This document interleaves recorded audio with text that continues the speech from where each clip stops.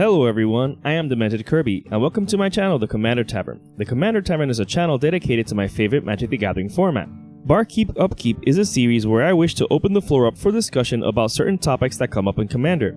I would like to involve more Commander players to these discussions and hopefully have the comment sections of these videos become a sort of open forum where everyone can be involved in these discussions. If you'd like to support the Commander Tavern, you can do so by purchasing your cards through my TCG Player affiliate link found in the description below.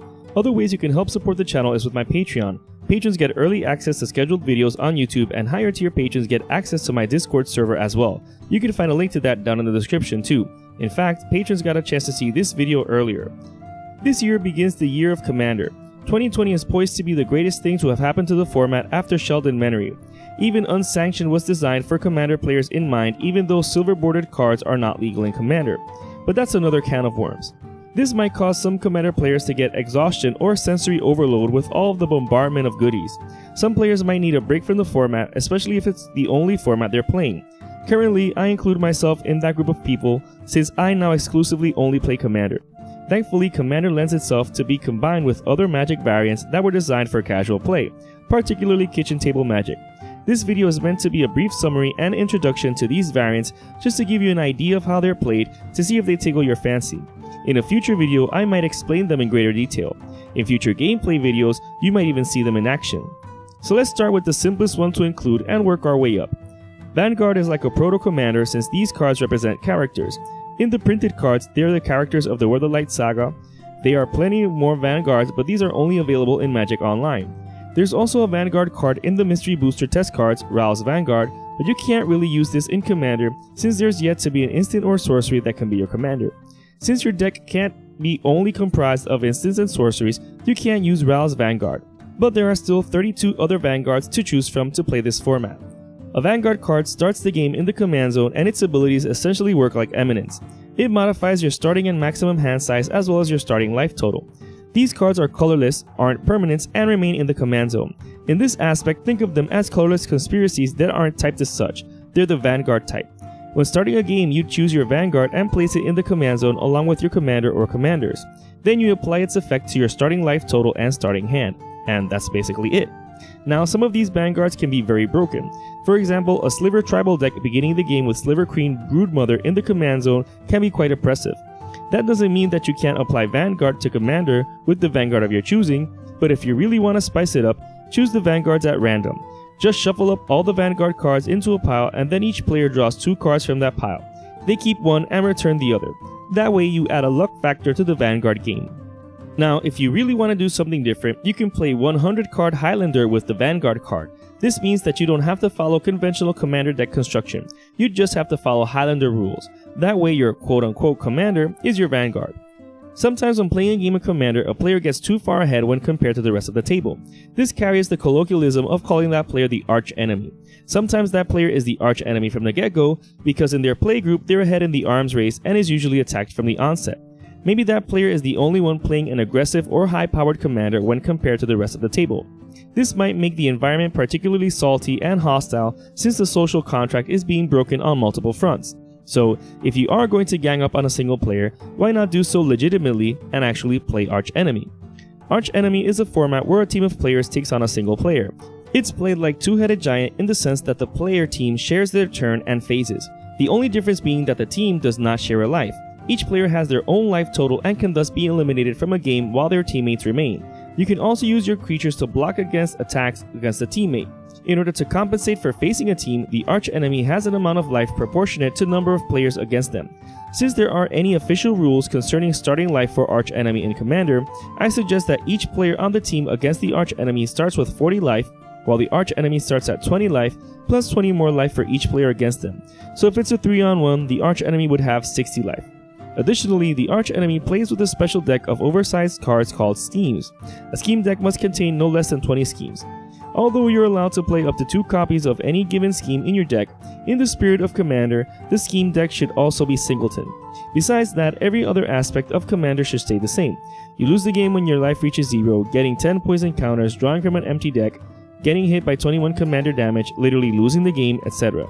If a player wins the game by an effect of a card like Happily Ever After, then the entire team wins. Also, if the team wins with just one member remaining, the entire team wins, even if they were eliminated. Likewise, if the archenemy wins with a card like Happily Ever After, then the game is over and the archenemy wins. When playing archenemy, the archenemy starts the game. At the beginning of their pre-combat main phase, they draw a scheme and place it in their command zone. Similar to Vanguards, these cards aren't spells or permanents and they're colorless. They have a triggered ability that gets set in motion. Schemes with the ongoing super type have a static ability that continues until the scheme is abandoned. Once the scheme has been set in motion, it goes to the bottom of the scheme deck. Once the scheme has been abandoned, it goes to the bottom of the scheme deck also. The scheme deck is not shuffled after the start of a game. Archenemy itself has its own variant called Supervillain Rumble. In this variant, all players are an archenemy, so it's basically a regular multiplayer commander game, but with everyone having a scheme deck. In this case, nothing changes from a regular commander game except for each player now having a scheme deck. You can have every player bring in their own scheme deck, or you can have every scheme shuffled together and then draft them all. Similar to Archenemy is the Hero's Path. In this case, it's not many players against one, but many players against self-piloting decks. The Hero's Path has 3 challenge decks: Face the Hydra, Battle the Horde, and Defeat a God. I covered how those decks operated in my solo video in the link above, so if you want to see how they work, just watch that video. However, that video was for solo mode. You can also play against these decks cooperatively. You don't even need someone piloting them since they're self-piloting. Just make whichever choices are better for them. That being said, if you do have someone pilot them, it makes it easier to keep track of things. These decks are similar to playing against Horde but with an actual Magic the Gathering product. What I like most about playing these challenge decks is that as a team, it's a welcome departure from the usual animosity and enmity when playing against each other. This time your assault is against inanimate objects instead of your friends or buddies. I suggest adding 1 challenge deck per player. For example, if it's a duo, play against 2 challenge decks. A trio can face off against all 3 challenge decks. If you want to add even more spice to the Hero's Path challenges, add Garruk the Slayer to it. Garruk was a challenge that came out during the release of Magic 2015. This challenge is too easy against a group of players using 40 life commander decks, but when combined with the challenge decks from the first Thoros block, then you can add an extra element of distress to your party. One of my favorite variants to play is Plane Chase. I love Plane Chase because it adds an element of randomness to games that keeps everyone on edge. These cards can either benefit everyone, hurt everyone, or help a lucky few, or hurt an unlucky few. Nowadays, this is typically played with a collective deck composed of planes and phenomena. At the start of the game, the first card of the planner deck is played. This triggers an effect. While the plane is active, it might have static abilities. Each plane has a chaos ability that triggers whenever a player rolls chaos on the planner die. The planner die is a special die used only when playing Plane Chase. This 6-sided die has one side with the planeswalker symbol, the chaos symbol, and 4 blank faces. This die can be rolled once each turn for free.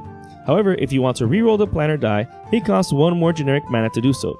For example, to roll the planner die a 5th time, you have to play 4 generic mana to do so. There are cards like Fractured Power Stone that you can tap to roll the planner die. If you're playing with cards that let you reroll dice like Pippa, Duchess of Dice, then you can reroll it too. You can also use Quark's other thumb to manipulate the planner die as well. Of course, this is assuming you're playing with silver bordered cards. If not, then Fractured Power Stone is the way to go. Now, I mentioned that rolling chaos means triggering that effect of the plane. Rolling the planeswalker symbol means you planeswalk to a new plane. In order to do this, you put the current plane on the bottom of the planner deck and you reveal the top card of the planner deck. This might trigger an effect on the plane, so pay attention for an ability that begins with when you planeswalk to. The final variant I'm going to mention is Explorers of Ixalan. Explorers of Ixalan was meant to give players a board game feel since you're supposed to be exploring Ixalan by paying the casting cost of tiles to flip them over. These hexagonal tiles are first shuffled and then laid out in the following pattern. You can discover a tile at sorcery speed by playing the mana cost shown on the tile. Anyone can discover 1-cost tiles without any restriction, but 3-cost tiles can only be discovered with no 1-cost tiles are touching them. Likewise, no 6-cost tiles can be discovered if any 3-costs are touching them. If you're discovering a tile makes a higher costed tile available, you can put a scout marker on that tile in order to reserve it. Until your next turn, no one else may claim that tile. There are 3 types of tiles. Events take an immediate effect when revealed, quests provide a reward upon completion, and sites grant a continuous effect that can be stolen by other players. Think of sites as the Monarch mechanic. At first, it might seem that there are better things to do with your mana than explore Ixalan, especially when doing so provides no alternate win con. You still only win the match by defeating your opponents. However, much like Plane Chase, it gives you something to do with extra mana or when you've run out of steam. While playing this or Plane Chase, if I have nothing better to do with my mana, I invested in exploring tiles or rolling the planner die. To recap, here are all the variants I mentioned. Now, I've yet to combine any of these in any combination apart from playing all challenge decks at once with Garruk the Slayer. But in theory, it's definitely possible to combine Vanguard with Arch Enemy, or challenge decks with Explorers of Ixalan, etc. Now, what I've yet to experiment with is all of them combined. That might be too crazy to keep track of, but it sounds like quite the experiment I'm willing to try. To all the viewers who stayed on until the end, which of these variants have you tried? Are there any you prefer or any other? Have you combined any of these in the same match? What other variants do you know of that can be combined with Commander? I encourage everyone watching to leave comments down below. Any well thought out comments are welcome. I would like to thank all my patrons for supporting me, and a quick shout out to all my higher tier patrons, the Brewers, for their patronage. I'd also like to thank anyone using my TCG Player affiliate link. That also helps out the channel. And to everyone, thanks for watching this episode of Barkeep Upkeep on the Commander Tavern. I am Demented Kirby, and thanks for listening.